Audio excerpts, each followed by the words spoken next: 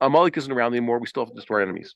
We've been saying this a lot. Amalek is, we pointed out again, the diuk in the Rambam is not a diuk because Rambam says the mitzvah of Timcheh Zikr Amalek applies to who's born this week's Parsha, whose birth is mentioned this week's Parsha.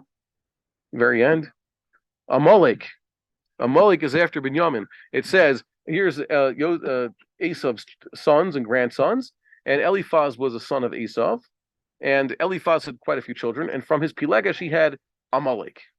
Timnah was a Pilegesh of Eliphaz, and Watela with Amalek.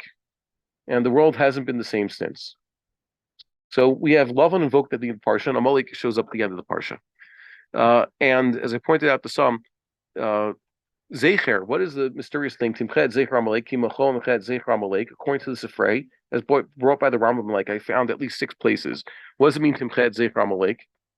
It's not the ideology, it means the Zera Amalek. The Rambam says it means get rid of this specific family among the children of Esav and not others. Right? Don't apply the mitzvah of Timche es Zecher Amalek to anybody but the actual descendants of this very Amalek. That's the Rambam says more Nevuchim and the Mishnah Torah and the Sefer Mitzvahs. Okay, that's what it means. Okay, so, and that's why we can't say there's an obligation to wipe out any race of men, women, and children anywhere today because we don't know who they are. So there's no mitzvah of Mechias Amalek the way the Torah describes today. Just to know. Why is the Rambam then right about the Shibat? Yeah. So what's the diuk mean? But the Rambam then wrote explicitly 2 other places. What does it mean? So the answer is, as Rabbi Bar-Hayim says, you still have to know if you have enemies who take up the mantle of Amalek, you have to get rid of them. You have to beat them. And you're not going to live in peace if you don't get rid of your enemies. That's what's trying to teach you. There's always someone else who's trying to be Amalek.